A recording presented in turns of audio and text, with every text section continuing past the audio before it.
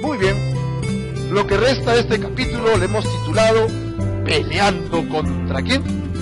Contra la carne. Ustedes saben muy bien que aquella persona que conoce al Señor tiene el resto de su vida una lucha constante entre querer venir a la iglesia o quedarte a ver televisión, ¿no? Tenemos una lucha constante en querer decir no al pecado y tu carne que te diga, pero un poquitito no hace daño, ¿no? Tenemos esa lucha permanente en negar a nuestros deleites carnales y decirle sí a la oración. Qué aburrida la oración. Hablo solo, nadie se da cuenta, mejor no oro y digo que oré. Y pensamos que orar, estudiar la Biblia, venir a la iglesia, es un tiempo que, bueno, le puedo dar a Dios. Ese pedacito de espacio mío ya pues lo invertiré en Dios a ver qué pasa, ¿no? Para cumplir. Pero ese pedacito de Dios, ese pedacito de tiempo que le das a Dios, es un tiempo que realmente podría marcar la diferencia de toda tu eternidad. ¿Nosotros debemos morir a la carne o debemos hacer crecer nuestra carne? Debemos morir a nuestra carne. ¿Es fácil o es difícil? Recontra difícil, ¿no? Porque nuestra carne nos clama, nos llama, por favor no me dejes morir, dice la carne, ¿no? Y nuestro espíritu quiere agradar a Dios. Y estamos en esa lucha constante. Todo ser humano que ha entregado su vida a Jesucristo tiene esta lucha, ¿sí o no? Amén. Así que cuando estés en lucha, no tengas vergüenza de decirle a alguien de mucha confianza, hermano, hermana, estoy en lucha, mi carne está que se quiere levantar, no sé qué hacer, estoy queriendo ayunar, orar, buscar a Dios más, pero estoy en esta lucha, pero así fuerte, ¿qué hago? Ayúdame. Entonces va a orar por ti, va a interceder por ti, tal vez se va a pegar más a ti para ayudarte en ese momento difícil y puedas salir victorioso en esos tiempos difíciles. Amén. Es una buena fórmula. Entre creyentes nos podremos soportar unos a otros. Bueno, vayamos a la Biblia. Vamos a repasar solo la lectura de los primeros versículos que hemos leído. Capítulo 17, versículo 1. Toda la congregación de los hijos de Israel partió del desierto de Sin, ¿ok? Por sus jornadas, conforme al mandamiento de Jehová. Y acamparon en Refidín, y había bastante agua. No había agua, ¿no? Y este fue todo el tema de la semana pasada. No había agua para que el pueblo bebiese. ¿Qué significaba Refidín? Lugar de descanso, un lugar apacible, un lugar para descansar, pero sin agua no trae mucho descanso. Así que la gente sedienta, nuevamente, llega a Refidín, descansa, pero a la hora que quiere tomar agua, no hay agua. Entonces inmediatamente altercó el pueblo con Moisés y dijeron, danos agua para que bebamos. Y Moisés le dijo, ¿por qué altercan conmigo? ¿Por qué tientan al Señor Jehová? Así que el pueblo tuvo allí sed. E inmediatamente, ¿qué hizo? Mira, otra vez este pueblo se pasa, ¿no? Le encanta la murmuración. Se parece mucho a otros grupos de gente, ¿no? Acá no vienen, acá no hay. Murmuró contra Moisés y dijo, ¿por qué nos hiciste subir de Egipto para matarnos de sed a nosotros, a nuestros hijos y a nuestros ganados? Entonces, Moisés se puso bravo y comenzó a cachetear a todo el mundo. ¿Qué hizo? Qué interesante que Moisés no enfrentó a la turba, sino que Moisés se refugió en alguien, en Dios. Cuando tienes presión de grupo, cuando tienes presión laboral, cuando tienes presión de gente que está a tu alrededor y te están empujando a que tomes una decisión que no es cristiana, ¿a dónde tienes que ir? Tienes que ir al staff de abogados para que te dé tus derechos. ¿A dónde tienes que ir?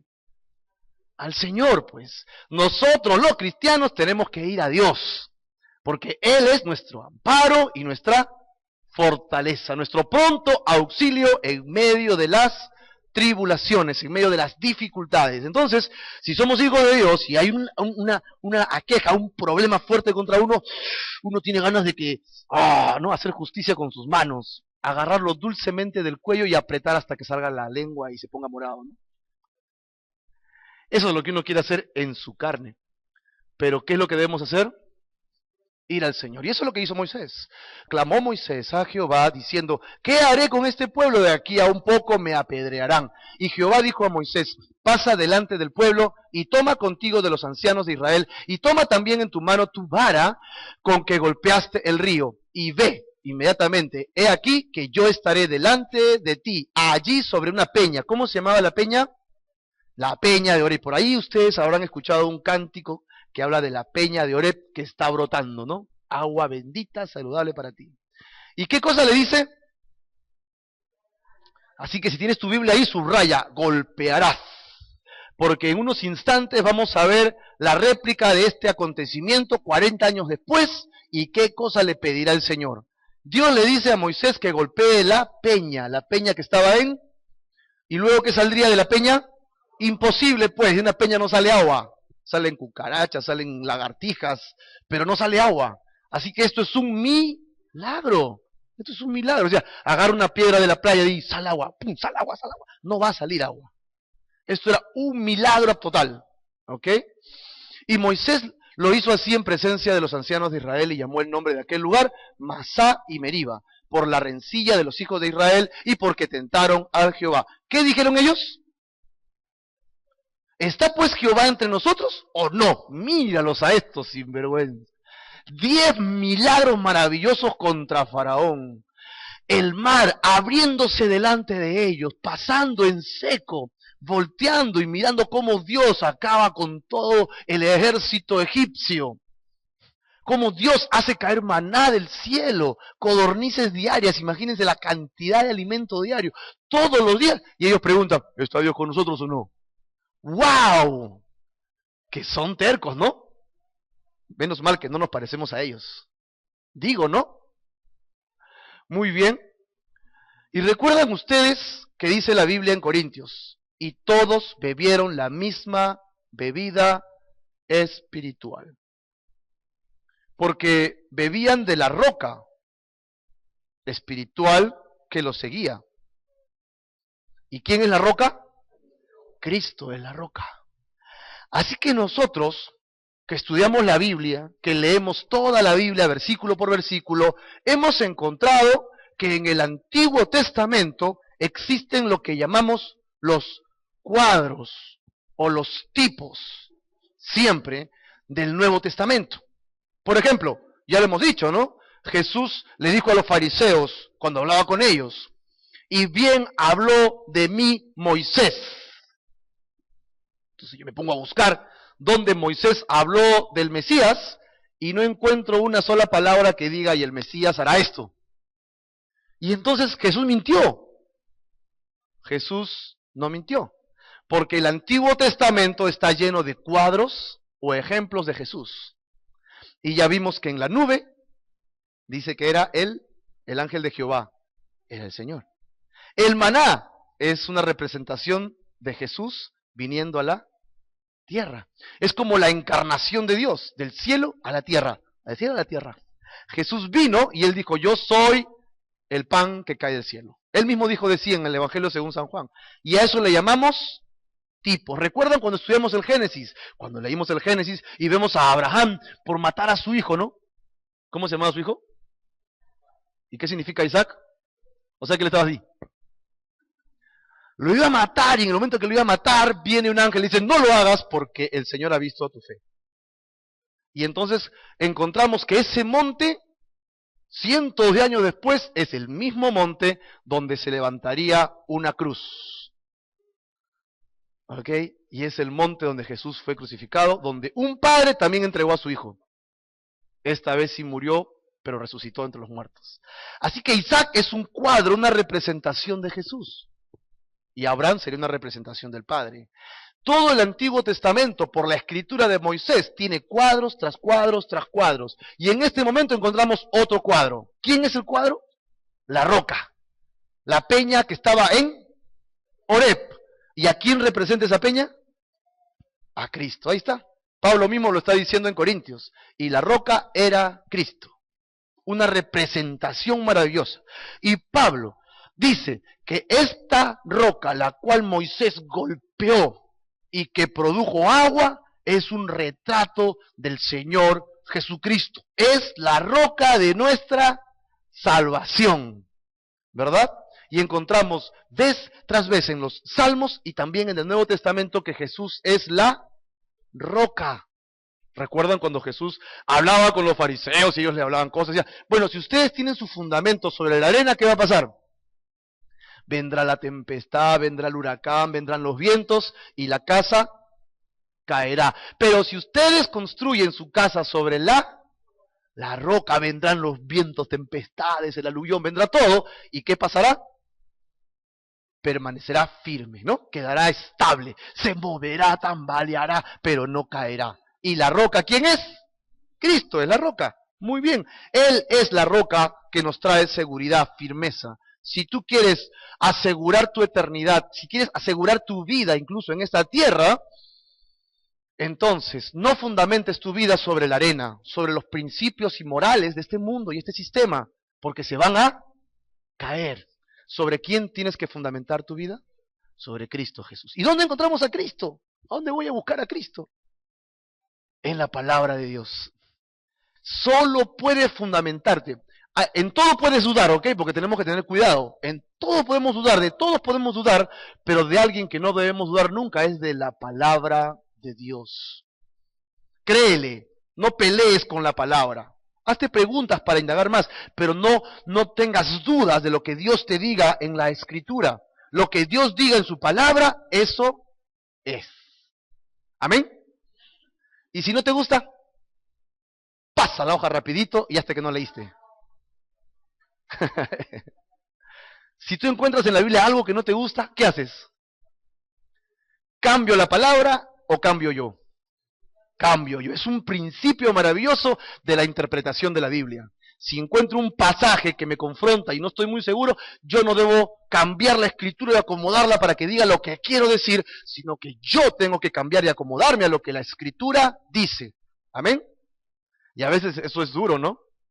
Eso es duro. Sobre todo cuando estás coqueteando con ese pecado, estás así que quieres ir, que no quieres ir, y de repente abres la Biblia y Dios te dice, deja eso, y tú, ¡oh!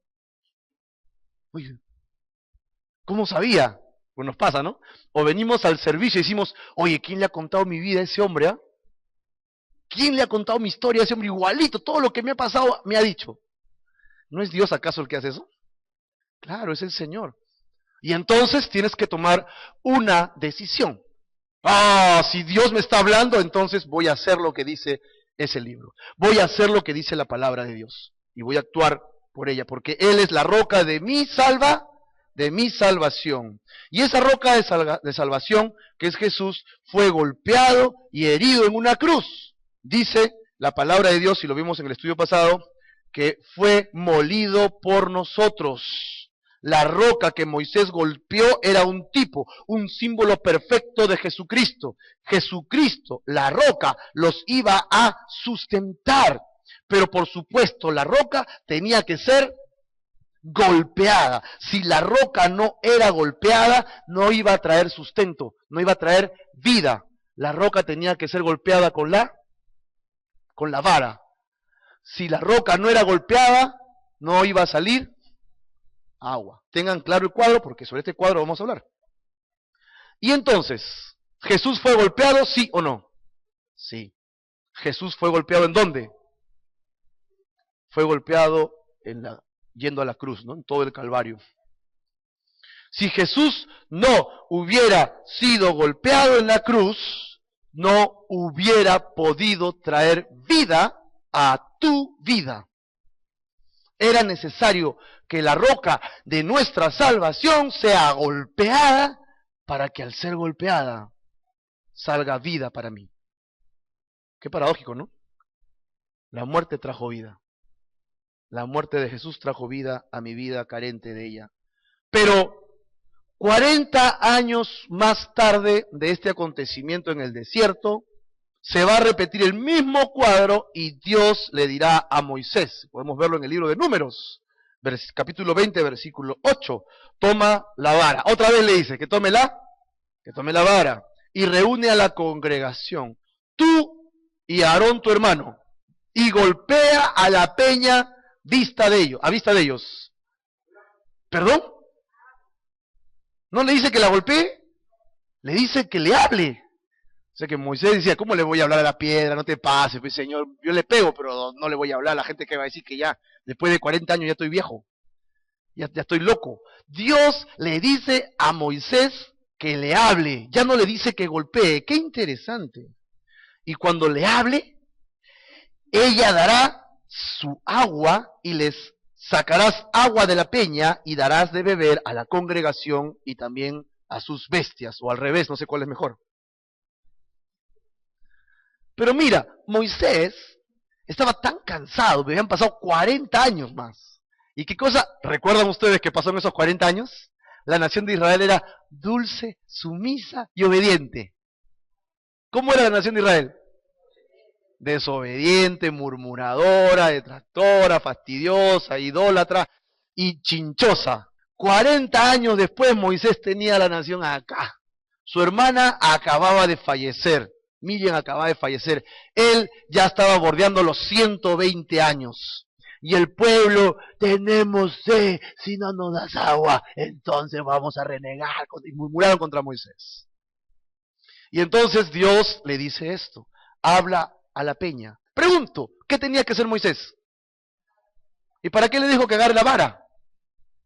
La vara era el símbolo que Dios había usado hasta ahora para representar su poder, ¿sí o no? Así que él iba con la vara, significaba que él iba a hacer algo, iba a llegar a la peña y le iba a decir, ábrete, sésamo. ¿Qué le iba a decir? Peña, da agua, algo así le diría, pues, ¿no? O sea, tú hablas de la peña, nada más dile lo que quieras y va a salir agua, ¿no? Le dice, peña, y sale agua, ya está. No importa lo que le digas, tú habla de la peña nada más. Y era todo lo que él tenía que hacer. Pero ¿cómo estaba Moisés? Estaba fastidiado, molesto, indignado, estaba harto de esta nación. En su humanidad, él dice, ¿ustedes quieren agua? ¿Quieren agua? Muy bien, ya hablé con Dios. Agarró su vara, caminó, y en lugar de hablar, le agarró y ¡pum! Como lo había hecho hace 40 años. Golpeó la roca. ¿Quieren agua? Ahí está agua. ¡Ta! ¡Salga agua! Por la misericordia de Dios, el agua salió y el pueblo bebió. Y así Moisés obedeció o desobedeció al Señor. Desobedeció al Señor. Porque en esta segunda vez Dios le dijo a Moisés que hablara a la roca. ¿Sabes por qué? Porque el sacrificio de Jesucristo fue suficiente solo una vez. Y con este sacrificio, un solo sacrificio para siempre, no necesita morir de nuevo, no necesita ser golpeado de nuevo. ¿Dónde sacas eso? El libro de Hebreos nos lo dice. Pero Cristo, habiendo ofrecido varias veces, una vez y para siempre, un solo sacrificio por los pecados. ¿Cuántas veces tenía que ofrecer el sacrificio? Solo una vez era suficiente. Se ha sentado ¿a dónde? A la diestra de Dios. Los que conocemos el antiguo credo, ¿no? Y está sentado a la diestra de Dios, Padre, ¿y qué hace allí? Intercede por ¿quiénes? Intercede por nosotros. Bíblicamente eso es aceptable.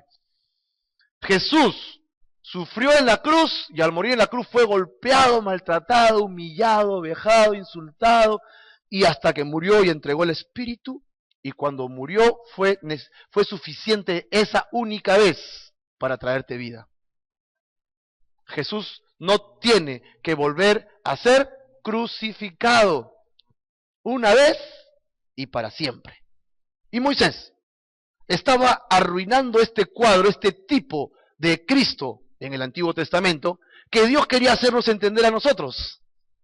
40 años en el principio, tenía que ser golpeado. 40 años después, solo tenían que hablarle. ¿Ok? Solo tenía que hablarle. ¿Por qué? Porque tenemos acceso al trono de la gracia. Podemos entrar confiados a la presencia del Señor por el único sacrificio de Jesucristo. Si tú eres hijo de Dios igual que yo, entonces tú puedes cerrar tus ojos en cualquier lugar del planeta e invocar el nombre de tu Dios y tu Dios te va a escuchar. Y el día que mueras, sea cual fuera el motivo, cuando cierres tus ojitos y los vuelvas a abrir, vas a ver que vas a poder entrar al cielo. Amén. Y tendrás un portero ahí, sea San Pedro, sea quien sea, ¿no? Hola. Y entonces tú vas y de repente con temor, ¿puedo pasar? Oh, chochera, si estás acá, pasa nomás, pues. Porque si tú hubieras vivido sin Cristo, ni siquiera estarías en la puerta. Estarías en un lugar muy caliente. Y ese lugar caliente, de aquí a un tiempo, le van a subir la temperatura. Y va a ser terrible. Por lo tanto, el que es hijo de Dios, cuando muera, debe tener la seguridad total, completa, que irá ¿a dónde? Al cielo, a la presencia del Señor. ¿Por qué? ¿Porque eres buena gente? ¿Porque eres un buen cristianito? ¿Porque vienes los domingos en la mañana tempranito? ¿Por qué? Por la sangre de Jesucristo, por el único sacrificio del Señor. Si aceptas el sacrificio de Jesucristo en tu vida y dejas que Él transforme tu corazón, entonces tienes vida eterna. Esto es por fe. Solo tienes que creerlo. Si lo crees así, si aceptas el sacrificio que sustituyó tu lugar, tu sacrificio personal, entonces tienes vida eterna. Así de fácil, ese es el Evangelio. Esas son las buenas noticias. Porque si tuvieras que hacer algo para ser salvo, entonces no sería una buena noticia, ¿no? Si tuvieras que hacer algo para ser salvo, sería una pésima noticia. Hoy te doy una mala noticia. Tienes que caminar de aquí hasta Europa, ida y vuelta. Y el mar, no sé cómo harás, pues, bucearás. Para que seas salvo. No, no hay nada que hacer. Nosotros no podemos hacer nada para ser salvos. El único que te trae vida eterna y salvación es Jesucristo. No hay otro nombre dado a los hombres en el cual podamos nosotros confiar. Solo en el nombre de Jesús. Solo en el nombre del Señor. ¿Confías en el nombre del Señor Jesús? ¿Dios es tu Dios? Si no lo es, tienes que tomar una decisión. Porque quién sabe, hoy puedes partir.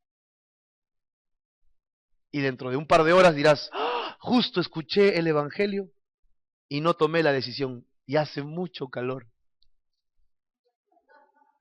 Y te vas a acordar de esto toda la eternidad porque no vas a salir de ahí. Eso es lo que dice la Biblia. Esa es una mala noticia. Y la buena es que el Señor tomó tu lugar porque descendió a los infiernos por ti. Y luego subió, estuvo con nosotros y ascendió al cielo y prometió regresar entre las nubes del cielo. Amén. Jesucristo va a regresar por nosotros. Perfecto. Así que Moisés falló en representar a Dios. Dios le dijo, habla, y él fue y pegó. ¡Pah! ¿Y cuál fue el castigo que Dios le dio a Moisés? No entrarás a la tierra prometida. ¿Por ese pecadito nada más? Sí. Eso es desobediencia. Exactamente la misma desobediencia que tuvo Adán en el principio. Así que, ¿qué es lo que caracteriza a un cristiano? ¿Qué es lo que debería caracterizar a un cristiano? Su enorme poder, el enorme fluir de los dones. ¿Qué cosa debería ser? La obediencia simple. El cristiano tiene más victorias y es más lleno de Dios, del Espíritu Santo, cuando entra en obediencia. Solo es eso es todo. No es complicado, es fácil. Dios, ¿qué quieres que haga eso? Amén, lo haces. Y se acabó. Dios, ¿no quieres que vaya? No voy, pues, y se acabó. Así me griten, me llamen, me requinten, me pongan en el Facebook, me digan lo que me digan, no voy a hacerlo, no voy a ir, no voy a llamar porque Dios me dijo que no lo haga. No voy a fumar eso, no voy a tomar eso, no voy a ir a esa fiesta porque en esa fiesta hay corrupción y Dios no le gusta, entonces no voy a ir. Pero tus amigos te van a decir que eres un cucufato, un religioso, que digan lo que digan, que hagan lo que hagan, no me interesa. Porque yo quiero ir y si tengo que pagar un precio, lo voy a pagar. Amén. Este es en el caso más simple, ¿no? Hay otros casos más complicados. Si tu jefe te dice, dile que no estoy, entonces tú tienes que ser obediente o no. Yo sí soy obediente. Dice que no está. Discúlpame todo lo que usted guste dentro del orden que yo tengo en la palabra de Dios. Yo no puedo mentir por ti. ¡Ah! ¡Te voto! Hay 10 atrás tuyo. Bueno, llame al siguiente porque ya me voy. Y te quedas sin chamba. Si tú honras a Dios, déjame decirte, Dios te va a honrar a ti. Si tú honras a Dios, Dios te va a cuidar. No creas que estás solo, sola, Dios te va a proteger. Pero si tú no honras a Dios, te alineas con el sistema del mundo, entonces no está Dios en tu vida, pues. No hay una decisión de obediencia en tu vida. Moisés representó mal a Dios, desobedeció a Dios, y eso pues le costó la entrada a la tierra de Canaán, al gozo, al deleite de los frutos que habían allí. No pudo disfrutarlo finalmente.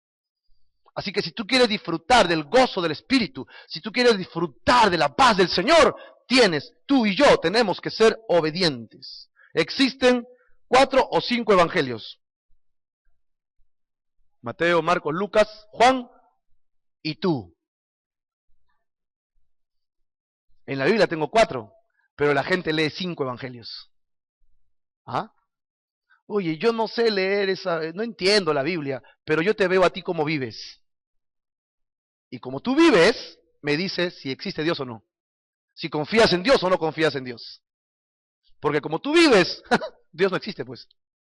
Así como tú vives, Dios no existe, pues. Porque tú no confías en Dios, haces lo que quieres, robas, mientes. Entonces eres un hipócrita. Eso es lo que nos dicen. Y si no nos lo dicen, acá está. Lo piensan. Pero qué lindo es escuchar de gente que dice, oye, ese cristiano, ya pues es demasiado, todo ora, todo busca a Dios, todo el día está contento. Parece una mariposa. Todo el día está feliz, radiante, ¿no? ¿Qué pasa con ese hombre? ¿Qué dan en esa iglesia? Esa agua debe tener algo, ¿no? No, está en el poder del Espíritu Santo, está gozoso. Oye, pero lo han botado de la chamba y el hombre está ñato, risa. Está confiando que Dios le va a dar algo mejor. ¿Así? ¿Así es? Así somos meos locos. Amén. Porque para el mundo estamos locos, Lucas. Dicen que tú y yo estamos locos. Así que todo el Éxodo no nos muestra otra cosa que la paciencia de Dios con un pueblo que realmente es provocador. Y será fácil ver en los capítulos siguientes cómo Dios les va a seguir enviando alimento, les va a dar leyes, les va a dar mandamientos. Y sin embargo, yo voy a leer en el libro de Éxodo, en lo sucesivo de la lectura, que ellos se envuelven en juergas, en idolatrías, en orgías. Y yo digo, Señor, ¿cómo lo soportas? ¿Por qué no le mandas un rayo y una vez para que aprendan ahí? ¿Por qué no eres así ya fuerte con ellos? Y el Señor me dice, Marco, ¿estás seguro de lo que me estás diciendo? Claro, Señor, son testarudos, tercos, así son ellos. Y el Señor me dice, Marco, si yo hubiera hecho eso, dime, ¿qué tengo que hacer contigo? Y entonces yo, tierra, trágame. Y entonces yo podría decir, bueno, Señor, ten paciencia con ellos.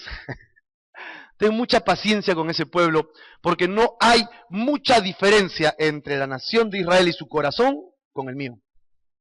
Y tampoco con el tuyo, ¿verdad? Es verdad que ellos eran un pueblo provocador, pero yo también soy rebelde con el Señor y me atrevo incluso a provocarle. Y Dios tiene realmente mucho amor y mucha misericordia para mí. No sé si tú sientes su misericordia, pero yo sí la siento. ¿Cuántas veces me equivoco? ¿Cuántas veces hierro? ¿Cuántas veces hago lo que me da la gana? Y digo, Señor, por favor, ten misericordia. Ya me va a caer el rayo. Y no hay rayo. Encuentro los brazos de Dios así. Ven, Cholito. ¿Estás arrepentido, no? Sí, Señor. Y yo solo encuentro eso de Dios. Porque Él es mi Padre, pues. Mi Padre no me odia. Mi Padre no está esperando que yo me equivoque para mandarme un latigazo. Mi Padre me tiene paciencia. Y lo que más transforma mi corazón no es la severidad de Dios, sino es su amor y su misericordia. ¿Sientes tú la misericordia de Dios? Dime si no te has equivocado, dime si no has pecado contra Dios, dime si no has pensado mal contra alguien, dime si no has a veces incluso negado a Dios. Tú eres cristiano y te haces el loco, niegas a Dios. Dime si todavía llevas tu Biblia en una bolsa negra para que la gente no sepa que tienes Biblia.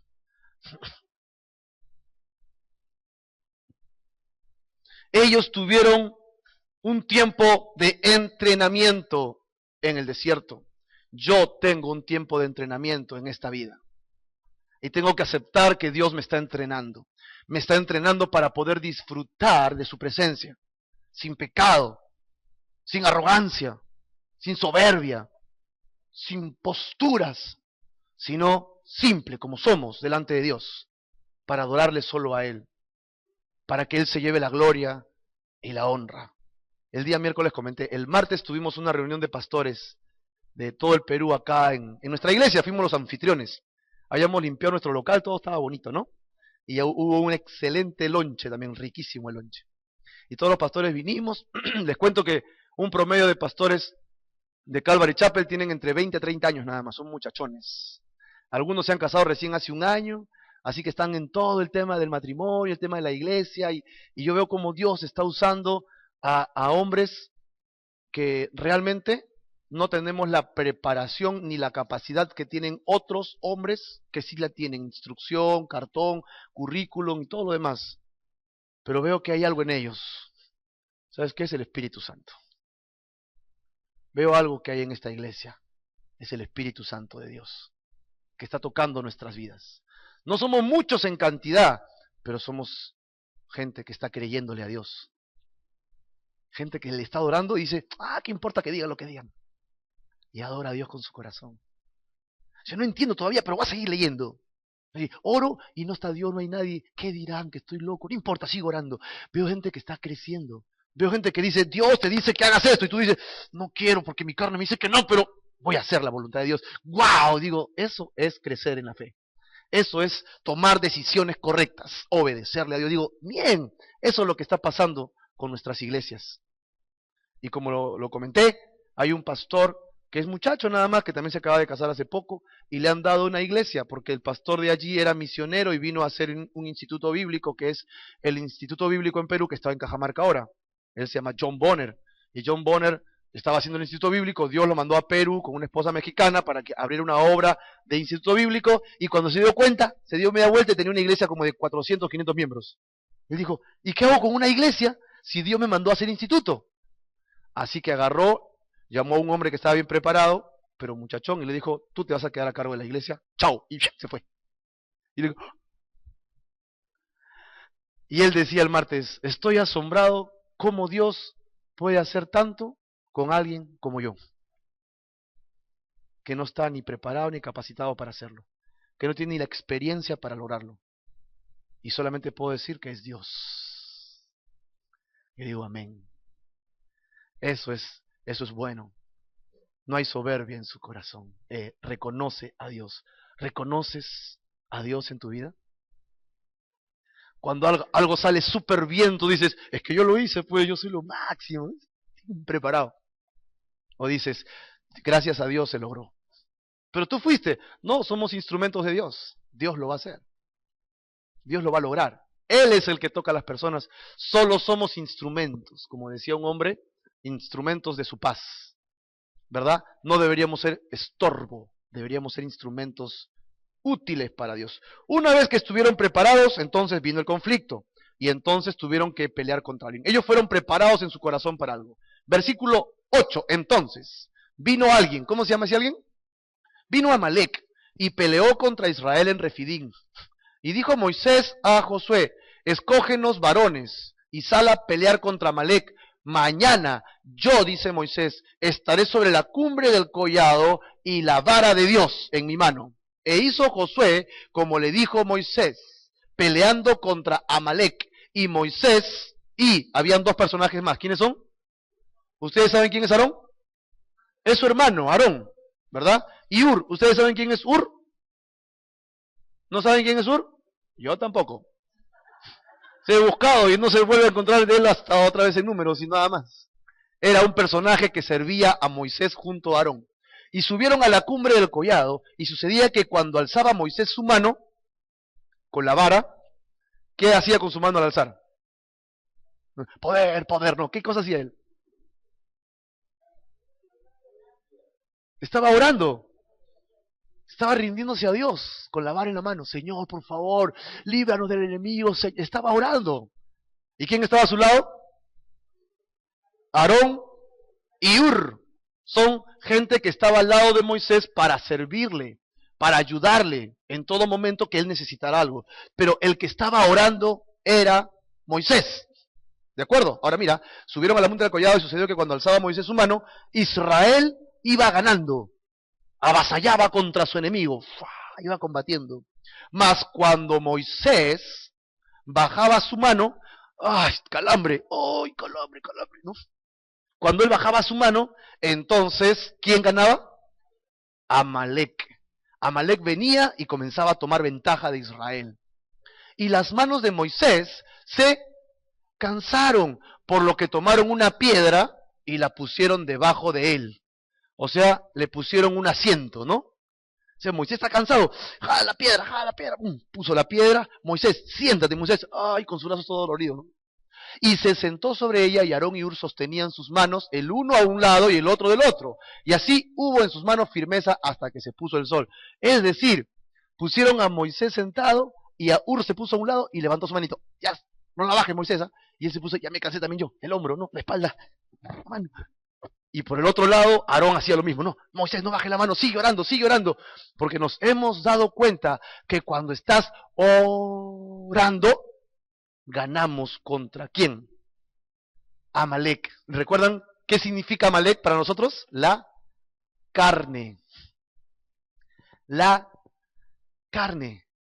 Nos hemos dado cuenta de eso, así que ellos sostenían sus manos, el uno de un lado y el otro de otro, y así hubo en sus manos firmeza hasta que se puso el sol. Y Josué deshizo a Amalek y a su pueblo a filo de espada. Y Jehová dijo a Moisés, escribe esto para memoria en un libro, y di a Josué que raeré, borraré, sacaré del todo de la memoria de Amalek de debajo del cielo. Y Moisés edificó un altar y llamó su nombre Jehová Nisi. Quisiera, por un segundo, el pueblo está peleando, Josué, sí, ya, por acá, por la guardia, vamos, sí, oh, oh, y él estaba peleando.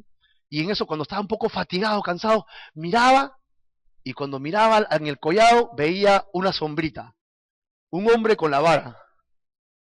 Y decía, Dios está conmigo. Ese hombre está orando por nosotros. Oh, y al costado vio dos hombres más que lo están apoyando. Debe ser Hur y Aarón. Sí, ahí están. Entonces, él sigue peleando. Y Dios lo llenará de fuerzas para que sostenga la batalla contra el enemigo, que para nosotros es nuestra carne.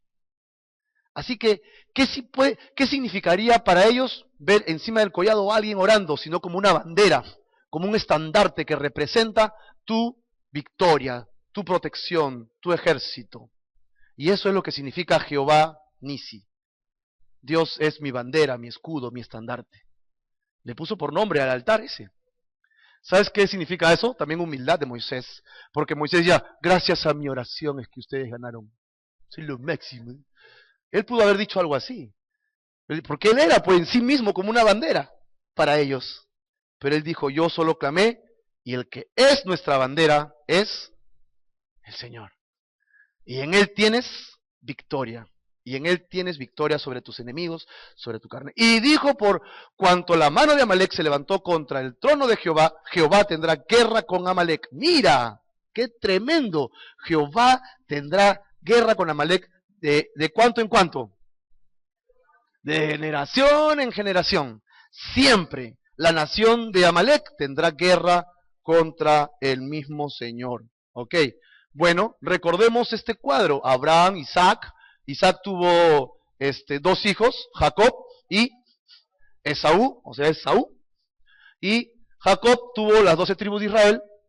Y de Esaú, que tuvo varios hijos, tuvo uno que se llamó Amalek, y de ahí vienen los amalecitas. Y ya hemos hablado, pues, definitivamente que Jacob necesitaba de Dios, y que no estamos de acuerdo cómo obtuvo la primogenitura, pero él tenía hambre de Dios, y le robó la primogenitura a Esaú. Y Esaú le llegaba la primogenitura, él no quería las cosas espirituales, y prácticamente la regaló por un plato de lentejas, ¿no? Aunque las lentejas son ricas, pero imagínate. Así que en realidad en su corazón él despreciaba las cosas espirituales. Y lo mismo sucedió, si te das cuenta, en sus hijos. Qué interesante que tú marcas muchas veces el destino de tu familia. Y así como eres, ¿cómo crees que serán tus hijos? Como tú lo eres ahora. Siempre tenemos cuadros de vida. Si eres una persona renegona, mentirosa, doble vida, pues no le puedes pedir a tus hijos que sea mejor. Nuestros hijos duplican lo que somos y todavía lo mejoran, ¿no? Sobre todo nuestros errores. Pero si tú eres una persona arrepentida, genuinamente, que buscas a Dios con todo tu corazón, entonces dices, oye, ¿qué le pasó al viejo? ¿No? ¿Qué le pasó a la vieja? ¿Realmente cree en ese Dios, no? Ah, wow. Y Dios va a hacer algo con ellos, amén. Así que vemos que Esaú tiene un hijo y ellos representan la carne, mientras que los hijos de Jacob representan lo espiritual. Hay una lucha entre lo espiritual y la carne constantemente, constantemente. Lo que había ocurrido entonces, ¿qué era? Era que Israel había llegado a un oasis y además Israel venía victorioso después de haber ganado a Faraón. Y los amalecitas, los descendientes de Amalek, hijos de Esaú, no querían que Israel se pusiera en su camino, así que un día atacaron por la retaguardia. Mira, todavía por la retaguardia, ni siquiera les hicieron frente, sino que se fueron por detrás y atacaron la retaguardia al campamento de Israel y los venció en esa pequeña batallita. Marco, pero yo no he leído eso, ¿de dónde sacas eso? Ajá, es interesante que cuando leas un pasaje bíblico, busques en toda la Biblia qué más habla de ese pasaje y encontramos eso en el libro de Deuteronomio, capítulo 25, del 17 al 18. Dios dice a Moisés, acuérdate de lo que hizo Amalek contigo en el camino, cuando salías de Egipto, de cómo te salió el encuentro en el camino y te desbarató, ¿qué?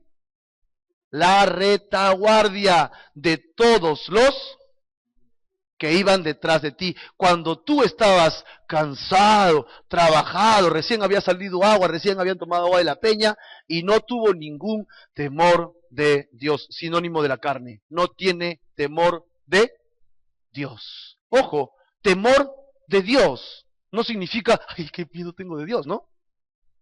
Pero sí significa respeto por Dios. Ten cuidado porque Dios, yo no puedo jugar con Dios. Sí, sí, Señor, voy a hacer que soy cristiano, ya mírame, ¿ya? Hoy día, domingo en la mañana, ya, alabaré, ya, Señor, ¿me viste? Ya, chao. O sea, yo no puedo tentar a Dios y decirle a Dios que soy cristiano cuando honestamente no lo soy en el corazón. Eso es no tener temor de Dios. Te quieres burlar de Dios y Dios puede destruirte en un instante, ¿sí o no? Claro. Dios puede decir, ya me llegaste, se acabó. Chao, se terminó el problema. Pasa el siguiente. Next, ¿no? Sin embargo, Dios tiene misericordia siempre, pero no te puedes burlar de Dios. Tenemos que tener temor de Dios. ¿Y qué dice el Proverbios referente a los que tienen temor de Dios? Que es el principio de la sabiduría. Si quieres ser sabio, entonces obedece a Dios en temor, en respeto y en temblor. No en pavor, sino en respeto, Señor, lo que tú digas, Señor, como tú quieras. Sin murmuraciones, sin quejas. Lo que Dios diga, eso es. Y se acabó. Este pueblo de Amalek no tenía temor de Dios. Entonces le llegaba lo que decía Dios, pues hacía lo que quería. Por eso es que se considera que son de la carne, cuando no obedecen a Dios. Ahora, yo quiero que notes algo más. Te desbarató la retaguardia, ¿de quiénes? De los débiles. El libro de Pedro en el Nuevo Testamento dice que el diablo anda como león rugiente, buscando a quien almorzar, a quien devorar, dice, ¿no? ¿Y a quienes devoran los leones cuando ven a un rebaño? ¿A las ovejas más fuertes o a las más débiles? A las más débiles. Si tú eres un cristiano que está orando, que está buscando a Dios, tienes lucha con el enemigo, y estás con tu carne, con pasiones que te dan vueltas y lo entregas a Dios y Señor ayúdame y estás buscándole honestamente a Dios, entonces eres una oveja fuerte que está peleando la buena batalla de la fe. Está bien.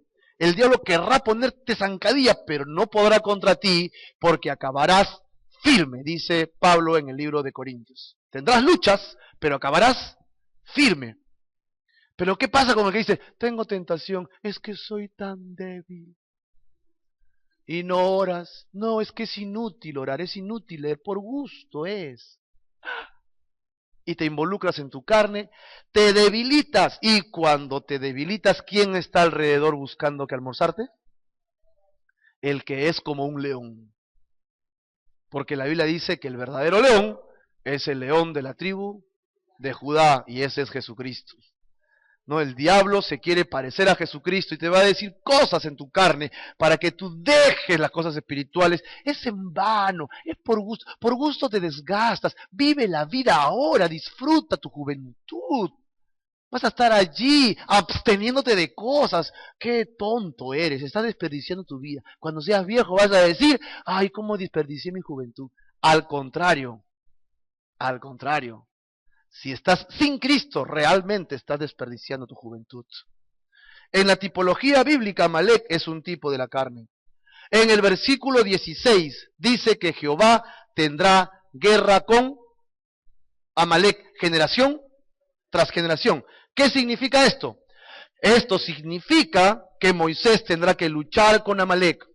La nación de Israel tendrá que luchar con Amalek vez tras vez, generación tras generación, y que siempre habrá una lucha con él.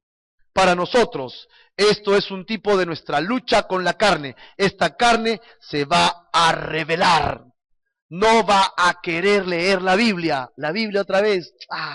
Ya empezó a leer, ¿a qué hora acaba? Uy, se puso a orar, él todavía, ay Dios. Bueno, cuando vamos a almorzar, si no la hagas muy larga, ¿no? Por favor, porque se pídele a un niño de 8 años que ore en el almuerzo, es el peor error. Y se acuerda de los animalitos, de los niñitos, se acuerda de todo el mundo. En coro oran por los alimentos, ¿no? Nuestra carne va a querer dormir más, va a querer rendirse a nuestros placeres. Te va a querer decir, mira, has trabajado bastante. Chambeas duro y es domingo, no vayas a la iglesia, descansa. Eso es lo que nos dice nuestra carne. Y lo que resta de este capítulo nos habla entonces de la carne, nuestra lucha constante con la carne. ¿Tú recuerdas al primer rey de Israel? El primer rey de Israel es Saúl. Dios tenía al profeta Samuel como el último de los profetas, de los jueces de Israel, y la nación dice, estamos cansados de que todos los países, todos los pueblos tengan reyes, y nosotros te tenemos a ti, y tus hijos, no pasa nada, chochera. Entonces, ¿qué va a hacer de nosotros? Ponnos un rey. Y Dios y él dice, pero ¿para qué quieren rey? El rey les va a pedir tributo, les va a pedir esto, les va a pedir otro, les va a pedir a sus hijos para que entren al ejército. Queremos rey, queremos rey. ¿Quieren rey? Voy a consultar con Dios. Y Dios le dijo, Samuel, no te pongas mal. No te están despreciando a ti, me están despreciando a mí. Ellos quieren rey. Bueno, tendrán el rey que merecen. Y busca a un pastor de burros. Saúl y su padre eran pastor de burros. Así que encontraron un buen pastor para ellos, ¿no? Y este hombre era terco. Dios le dice que sobre él pondrá el linaje que habría de venir, las bendiciones para la nación de Israel. Y él le dice, ¿serás fiel a Dios? Y él le dice, sí. ¿Vas a tener temor de Dios? Sí. ¿Vas a obedecer a Dios? Sí. Muy bien, le dice Dios. Samuel, dile al rey que vaya donde los amalecitas. ¿Recuerdan quiénes son? Nuestro estudio, pues, Amalek. Y quiero que vayas y los hagas papilla. No dejes nada. Destruye al rey, a la reina, a los hijos, a los sirvientes, a toda esa nación, inclusive a los animales. Mata todo, porque esta nación fue rebelde y fue tras mi pueblo. Yo prometí que lo iba a raer. Así que en tus manos está que saques a la carne totalmente de Israel. ¿Entienden el mensaje o no? Entonces, él dice, Sornos, jefe, ¿no? Y se va con todo el ejército. ¿Contra quién? ¿A quién tenía que traer de regreso? A nadie. Entonces, cuando ellos regresan, el profeta escucha y dice, ya llegó el rey. ¡Ah, qué chévere! Y el profeta va a donde está el rey, y cuando está llegando escucha bramido de ovejas. ¿Y estas ovejas? ¿Y estos bueyes? ¿Y estos animales? No, lo trajeron para hacer sacrificio a tu Dios. ¿Qué cosa?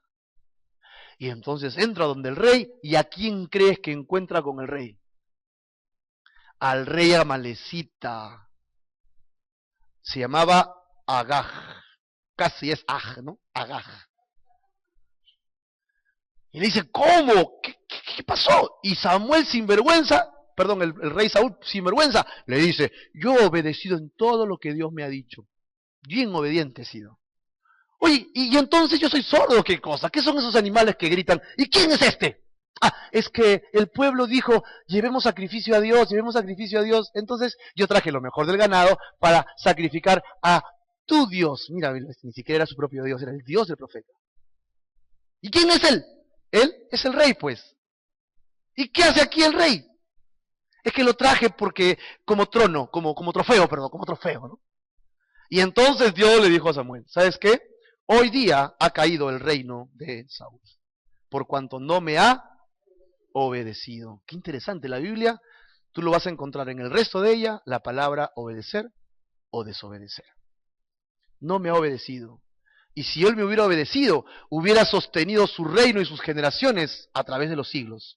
Pero por cuanto me ha desobedecido, yo he escogido a otro conforme a mi corazón. ¿Quién crees que es? El rey David. El rey David.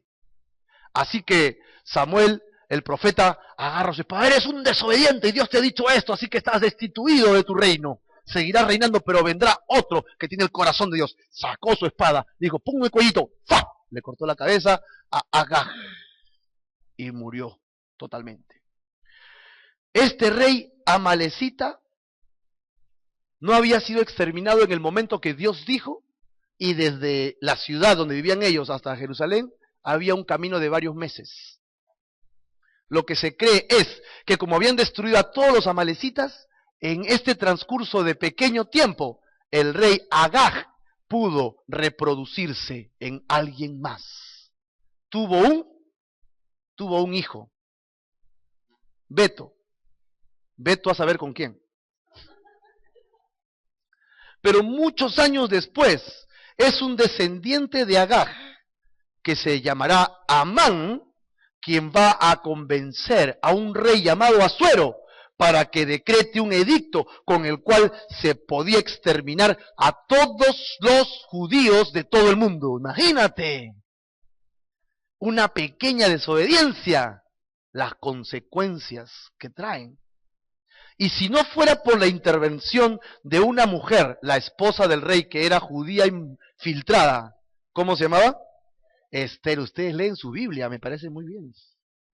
Si no hubiera sido por Esther, entonces la nación de Israel hubiera sido totalmente aniquilada por la influencia de Amán.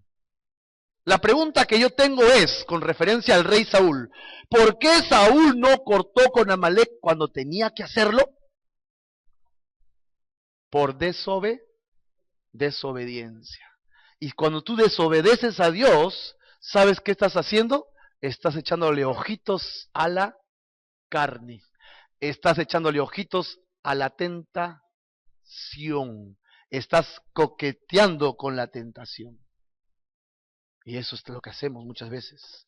Cuidado si estás coqueteando con la carne. Cuidado, porque antes que te des cuenta, estarás perdiendo mucho. Verás que has retrocedido espiritualmente y luego te lamentarás.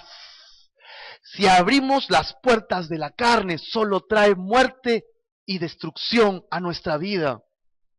Si abres tu corazón para ceder a las tentaciones pasionales, lo único que tendrás después es una gran soledad y amargura en tu corazón. No disfrutas la carne como antes, porque ¿sabes qué? Ya no eres carnal, ahora eres llamado a ser espiritual. Y el Hijo de Dios que se deja llevar por su carne, lo único que va a sacar es dolor y soledad. ¿Sí o no? Claro que sí. Yo lo he pasado, yo lo he hecho y me he lamentado con lágrimas. No quiero volver a fallar a Dios. Y aún así Dios tiene compasión y tiene misericordia de cada uno de nosotros. Dime que si no es verdad, que a pesar de tu desobediencia, Dios te sigue amando. Eso es misericordia, ¿no? ¿Qué merecemos realmente? ¿No es la muerte? ¿Por deshonrar a Dios?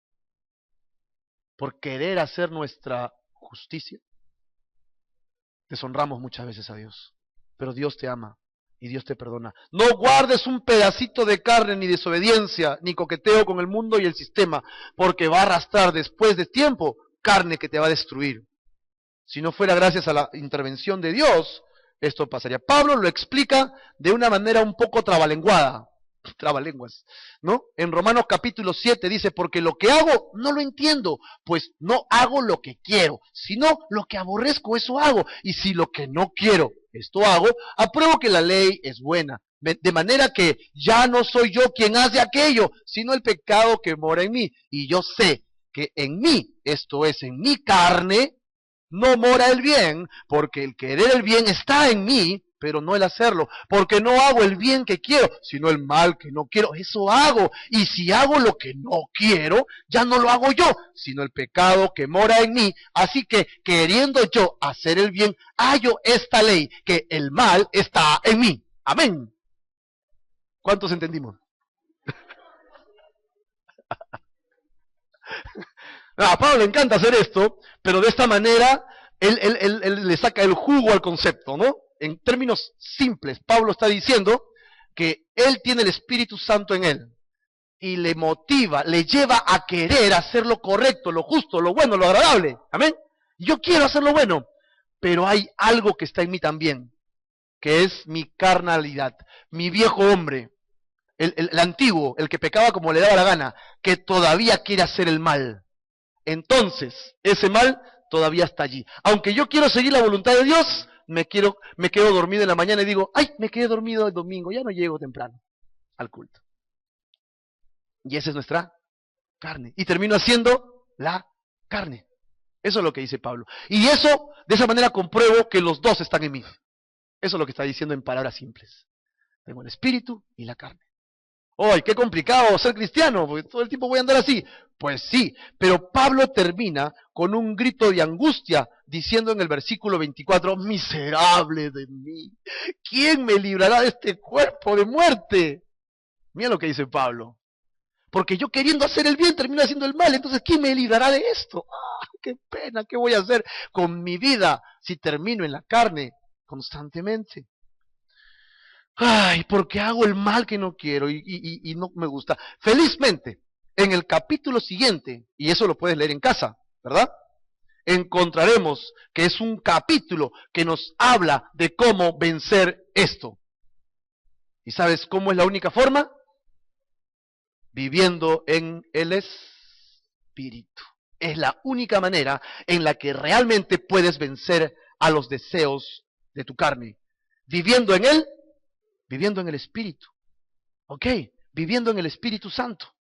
¿Y cómo encuentro más del Espíritu Santo? En oración, en palabra, en venir a congregar, en venir a alabar juntos a Dios. Encontraremos del Espíritu Santo que nos llena más y más. Negándote tú mismo a tu propia carne y llevando tu propia cruz.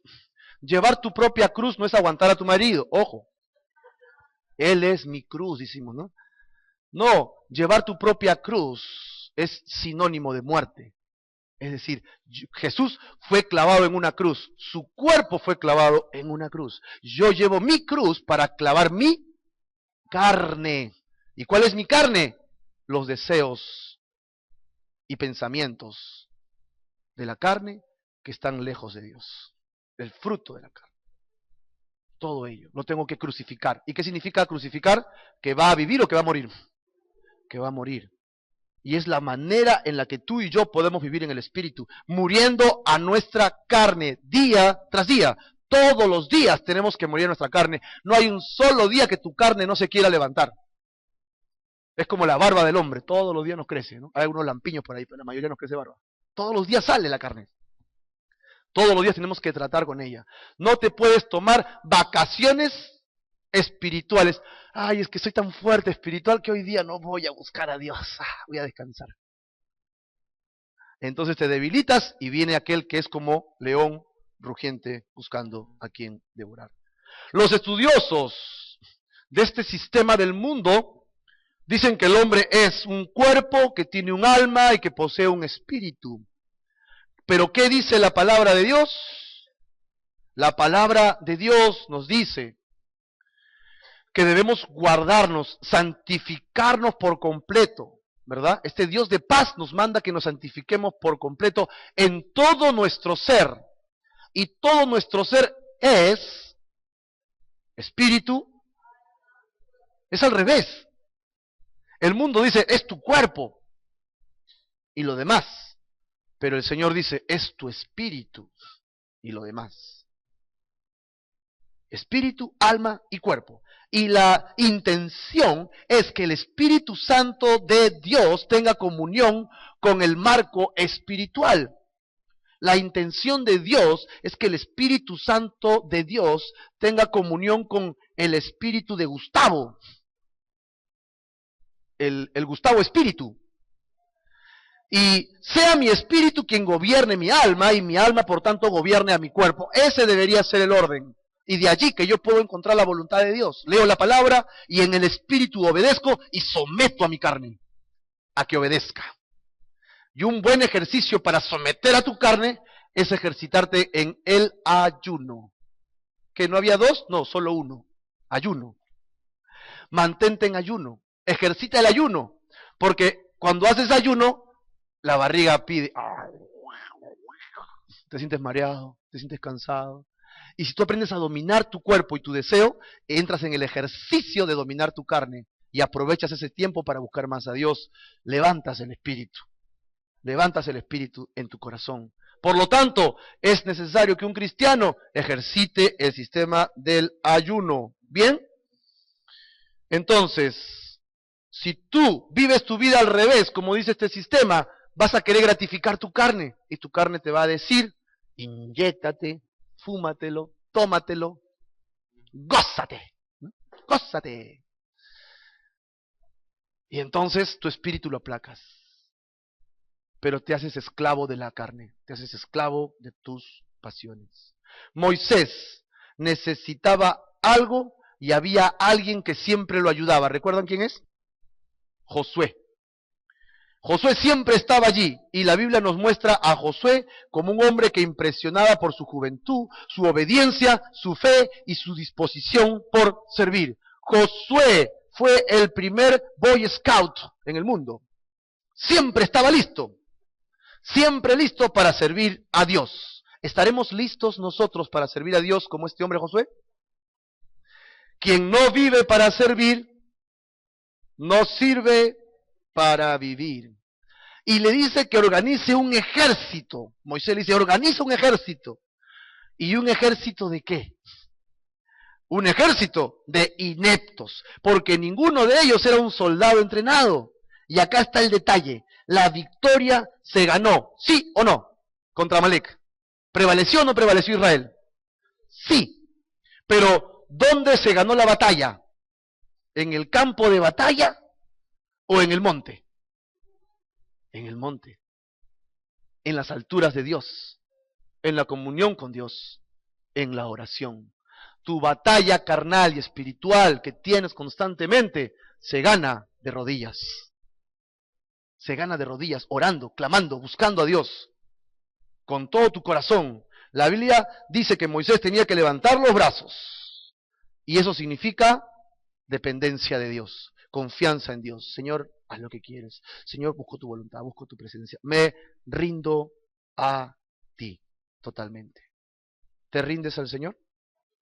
Si lo haces en tu corazón, ríndete hoy con toda tu fuerza, con toda tu mente y con todo tu ser a la voluntad de Dios.